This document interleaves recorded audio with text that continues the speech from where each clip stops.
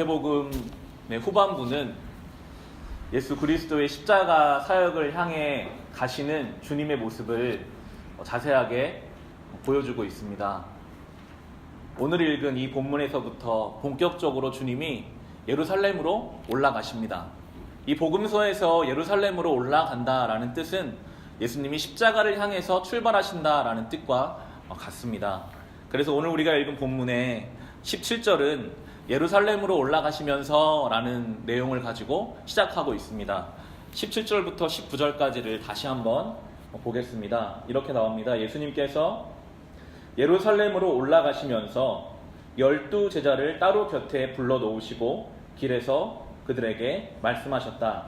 보아라, 우리는 지금 예루살렘으로 올라가고 있다. 인자가 대제사장들과 율법학자들에게 넘겨질 것이다. 그들은 그에게 사형을 선고할 것이며 그를 이방 사람들에게 넘겨주어서 조롱하고 채찍질하고 십자가에 달아서 죽게 할 것이다. 그러나 그는 사흘째 되는 날에 살아날 것이다 라고 말씀하고 계십니다. 예수께서 예루살렘에 올라가면 십자가에서 죽게 되실 것이라고, 사흘 만에 부활하실 것이라고 제자들에게 이야기해주고 계십니다. 인자라는 단어를 사용하시는데요, 이 인자라는 단어는 사람의 아들이라는 뜻으로 다니엘서에서 메시아를 지칭할 때 썼던 것을 주님께서는 그대로 가져다가 인자, 본인을 인자라고, 특별히 메시아 사역을 감당하시는 예수 그리스도를 스스로 지칭하실 때 인자라는 단어를 사용하십니다. 미리 이야기하시는 거예요. 얘들아, 이제 예루살렘 올라가면 나는 십자가에 달려 죽을 거야. 마음에 너무 충격을 받지도 말고 이것을 잘 생각해서 의연하게 대처하라는 마음으로 미리 이 엄청난 이야기를 제자들에게 하십니다. 분위기가 어땠을까요? 유언과도 같은 이야기거든요. 결연하고 차분하고 아주 진지한 분위기로 주님은 제자들에게 말씀을 하셨습니다. 그런데 예수님은 차분하고 결연하신데 제자들의 분위기는 그렇지 않았습니다. 제자들은요, 이어지는 본문을 보시면 오히려 들떠 있습니다. 예수님 이야기가 귀에 안 들어와요. 저건 무슨 비유의 말씀이신가 보다. 이제 본인들은 예루살렘에 가면, 여태껏 우리 선생님 예수께서는 저 지방에서만 유명했던 분이셨는데 이제 도성, 저 예루살렘에 올라가면 예수님을 좋아하는 사람들이 엄청나게 몰려들겠구나. 그러면 우리도 예수님 옆에만 있으면 유명해지고 한자리 할 수 있겠구나라는 마음들을 12제자 모두 품고 있었습니다. 우리가 함께 읽은 이 본문이 그대로 보여주고 있지요. 어머니가 나옵니다. 세베대의 아들 야고보와 요한의 아들 어머니가 등장하는데요, 20절과 21절을 보시면 예수님은 그렇게 말씀하신 그때에 세베대의 아들들의 어머니가 아들들과 함께 예수께 다가와서 절하며 무엇인가를 청하였다. 예수께서 그 여자에게 물으셨다. 무엇을 원하십니까? 여자가 대답하였다. 나의 이 두 아들을 선생님의 나라에서 하나는 선생님의 오른쪽에 하나는 선생님의 왼쪽에 앉게 해 주십시오 라고 청하고 있습니다. 좋은 말로 청하는 것이죠. 청탁을 한다고 볼 수도 있겠습니다. 우리 아들 둘이 예수님의 제자, 특별히 야고보와 요한은 주님이 더 사랑하는 제자였거든요. 어머니의 욕심이 생깁니다. 우리 아들이 저 선생님 왼쪽과 오른쪽에 있으면 좋겠다. 베드로를 제끼고 우리 두 아들이 좀 왼쪽과 오른쪽에. 그때나 지금이나 어머니들이 참 대단하신 것 같아요. 우리 아들들이 잘 됐으면 하는 그 마음으로 예수님께 가서 부탁하는 거예요. 어머니도 알겠거든요. 이 예수님 옆에만 있으면 잘 되겠구나. 얼마나 예수님 주변에 사람들이 많이 붙었는지를 알기 때문에 이제 한 나라를 이루실 것이고 그 나라를 이루게 되면 우리 아들들을 좀 잘 써주십사라고 청하고 있습니다. 다른 제자들이요, 화를 내요. 24절을 보시면 그렇게 나오죠. 10 제자가 이 말을 듣고 그 두 형제에게 분개하였다라고 나옵니다. 그 10 제자도 마음은 똑같겠거든요. 나도 예수님 옆에서 좀 한자리 하고 싶은데 저 두 형제가 어머니까지 대동해서 저렇게 이야기하는 것이 마음에 들지 않고 서로 간에 분쟁과 다툼이, 줄서기, 자리 싸움이 이제 예루살렘을 올라가는 이 과정 가운데 일어나고 있습니다. 달라도 너무 다르죠. 예수님은 지금 하나님의 뜻을 인지하시고 자기의 몸을 죽기까지 순종해서 십자가를 지시러 결연한 의지를 가지고 예루살렘으로 올라가시는 중인데, 이 3년 동안 함께한 제자들은 하나같이 예수님께 붙어서 자기 인생 좀 잘 돼 보려고, 그 예수님 능력 힘입어서 내 인생 좀 어떻게 좀 더 높아져 보려는 마음만 가지고 예루살렘으로 올라가고 있는 것입니다. 예수님 22절에 이렇게 말씀하시죠. 예수께서 대답하셨다. 너희는 너희가 구하는 것이 무엇인지도 모르고 있다. 내가 마시려는 잔을 너희가 마실 수 있겠느냐? 그들이 대답하였다. 마실 수 있습니다. 동상이몽이라는 말이 있죠. 같은 것을 보지만 다른 꿈을 꾸는 것. 지금 딱 그런 상황입니다. 예수님과 같이 그렇게 많은 말씀을 듣고 예수님의 사역에 대해서 그렇게 잘 알았으면서도 생각하는 꿈이 달라요. 예수님은 하나님의 뜻을 이 땅 가운데 이루시기 위해 순종하는 꿈을 꾸고 계시다면, 이 제자들은 오직 예수님을 통해서 내가 좀 높아지고 내가 좀 잘 됐으면 좋겠는 그 마음을 가지고 동상이몽의 상태를 가지고 예루살렘으로 올라가는 모습을 보여주고 있습니다. 살펴보겠지만 결국 로마 병정들이 다가올 때 예수님은 그 순종의 길을 걸어가시고 제자들은 다 도망갑니다. 내가 생각했던 거랑 달랐거든요. 예수님 옆에 있으면 잘 되는 게 아니라 내가 죽을 수도 있겠구나. 다 도망가 버리는 일이 나오게 됩니다. 이 본문을 묵상하면서요, 혹시 이 모습이 성도로가 하는 나의 모습, 우리의 모습은 아닐까 하는 생각을 해보게 됩니다. 우리가 교회를 오래 다니잖아요. 신앙생활을 나름대로 열심히 하는데 그 의도와 목적을 깊숙이 살펴보면 주님이 꿈꾸시는 것을 내가 함께 꿈꾸는 것이 아니라 주님을 이용해서라도 내 인생이 좀 편안하고 잘 되고 높아지고 한자리를 하고 싶어 하는 이 세베대의 아들들, 이 12제자와 같은 것은 아니었을까 하는 생각을 해보게 됩니다. 신앙이라고 하는 것은 내 뜻을 하나님을 통해 이루어내는 것이 아니라 하나님의 뜻을 나의 삶을 통해 이 땅에 이루어가는 것임을 예수께서 우리에게 제대로 보여주고 계십니다. 우리는 그러면 어떠한 하나님의 뜻을 이루어가야 할까요? 우리가 성도라면 늘 그 질문을 품어야 합니다. 하나님, 저를 통해 무엇을 이루시기 원하십니까? 때로는 잘 몰라요. 그래도 우리는 그 질문을 하면서 살아야 합니다. 하나님, 저에게 저와 같은 사람을 통해서 주님이 이루고자 하는 것은 무엇입니까? 하는 질문과 의문과 물음 속에 우리가 걸어가야 하는 존재인 것입니다. 지난 금요일에 저와 대학생활을 함께 했던 친구가 하나님의 부름을 받아서 세상을 떠났습니다. 33살밖에 안 된 연세대학을 졸업하고 서울대 대학원을 다니던 참 신앙이 좋고 성격이 좋고 사람이 좋은 친구가 건강상의 이유로 죽었다는 이야기를 금요일 새벽에 듣고 그날 밤에 빈소에 다녀왔습니다. 참 많은 생각이 들더라고요. 왜 하나님이 그 친구를 데려가셨을까? 모르겠어요. 그 어머니를 만나고 그 동생을 만나는데 제가 목사인데도 무슨 말을 할 수가 없더라고요.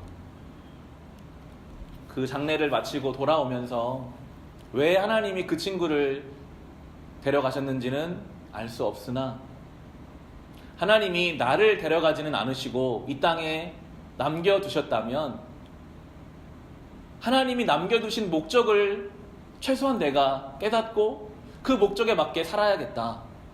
하나님이 나를 이 땅에 보내신 이유가 분명히 있을 텐데 나를 데려가지 않으시고 나를 남겨두신 이유가 있다면 그 목적과 이유를 하나님 앞에 깨닫고 하루하루를 성실하게 살아야겠다라는 생각을 해보게 되더라고요. 여러분은 왜 하나님이 이 땅에 아직까지 남겨두셨는지 얼마나 관심을 갖고 알고 계십니까? 예수님이요, 오늘 본문의 28절을 보시면 왜 예수님이 이 땅에 오셨는지를 분명히 밝히세요.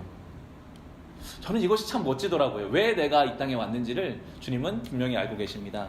28절을 보시면 주님이 자신이 오신 이유를 이렇게 말씀하십니다. 인자가 섬김을 받으러 온 것이 아니라 섬기러 왔으며 많은 사람을 위하여 자기 목숨을 몸값으로 치러주려고 왔다라고 하십니다. 내가 이 땅에 온 것은 섬김 받으러 온 것이 아니다.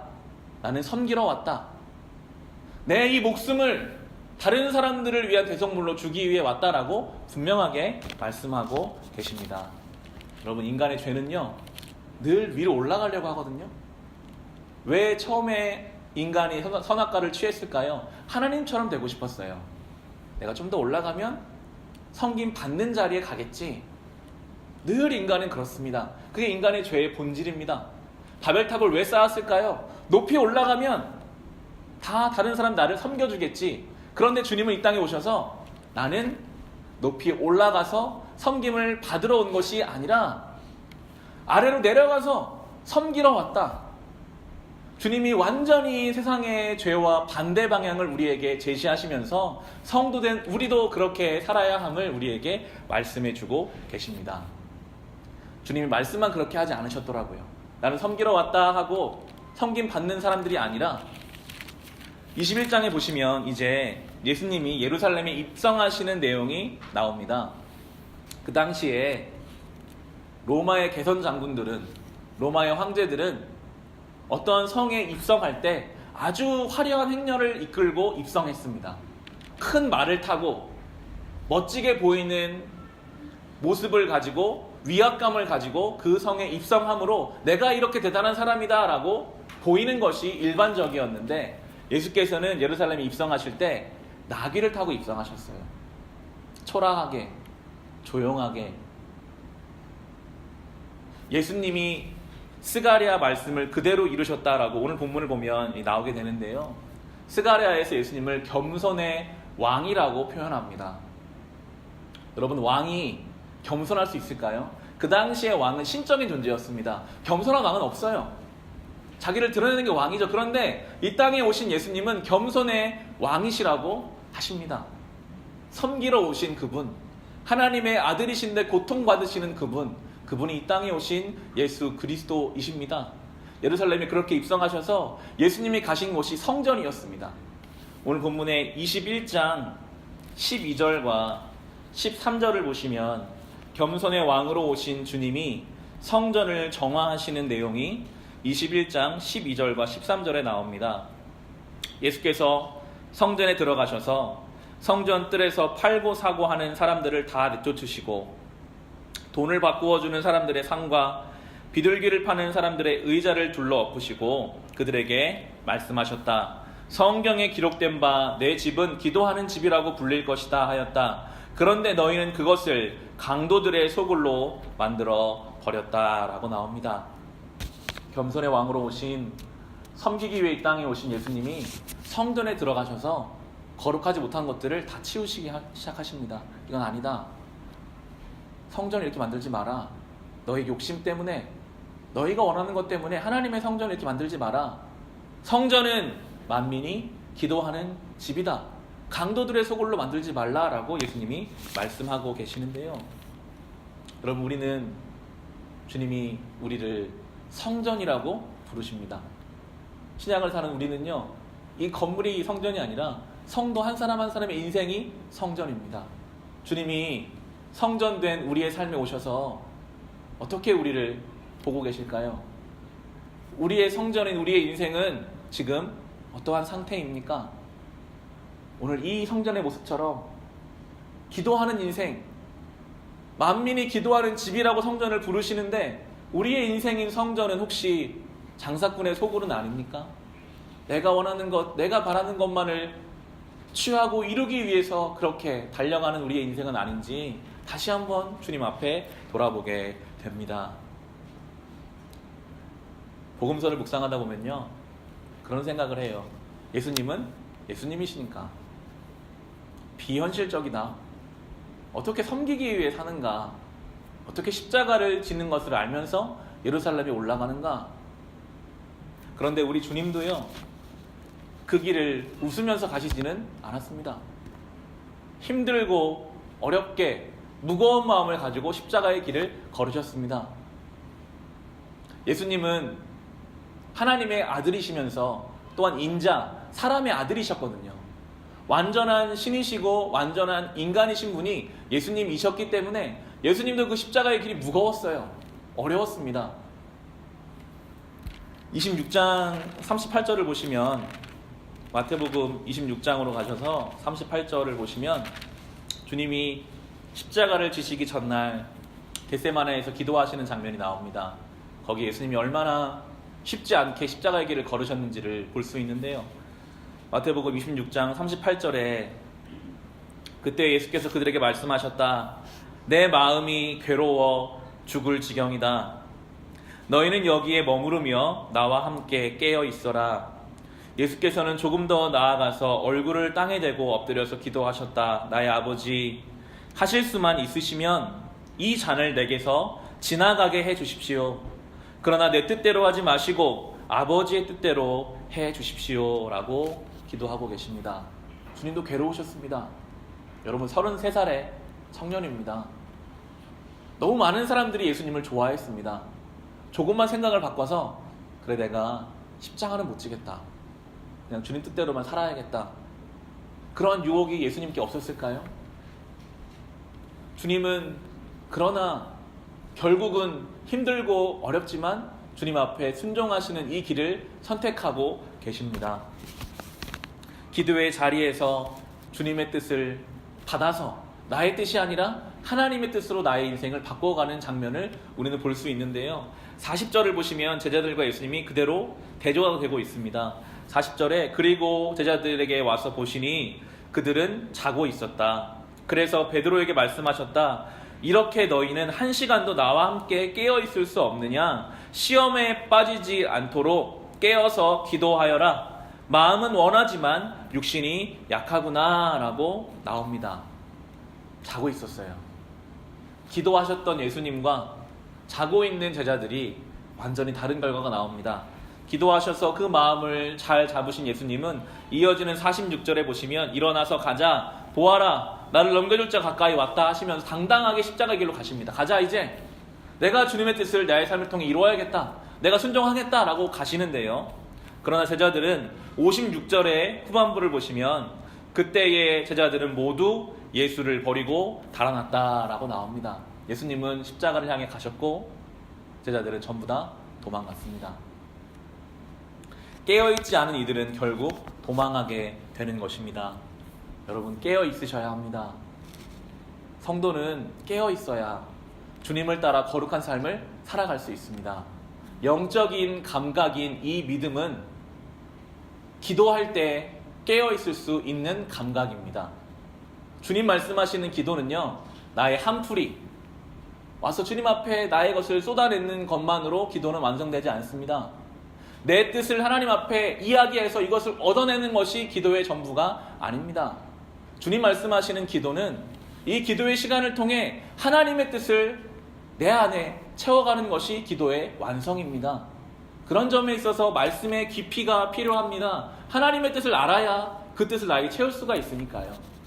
기도라는 것은 이 겟세마네에서 주님이 하셨던 그런 방식으로 우리 가운데 이루어져야 할 것입니다. 지난주에 우리나라의 테니스 선수 정현 선수가 호주 오픈에서 4강을 가서 많은 화제가 되었습니다. 사강에서 졌죠. 잘하는 선수와 만나서 중간에 기권패를 하고 그 정현 선수의 발 사진이 올라와서 화제가 되었습니다. 발이 많이 물집도 잡혀있고 보기가 힘들 정도로 상해 있더라고요. 저는 테니스를 모릅니다. 하지만 그 선수의 발을 보고 그 경기를 조금 보면서 저 23살밖에 안 된 96년생입니다. 그 친구가 얼마나 열심히 연습했을까, 얼마나 많은 땀을 흘렸을까를 알 수 있겠더라고요.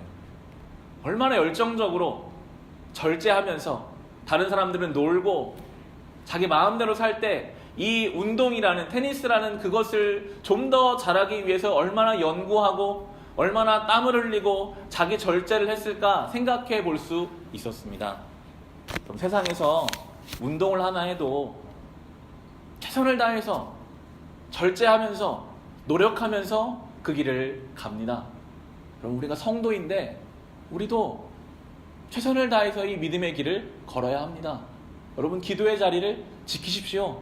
마치 프로 운동선수가 자신의 그 운동을 잘하기 위해서 절제하고 노력하듯이 여러분, 우리는 프로예요. 우리는 신앙에 있어서 주님이 우리를 그렇게 부르셨습니다. 그냥 되는 대로 해야지, 이게 아닙니다. 주님 말씀하시잖아요. 깨어 있어라.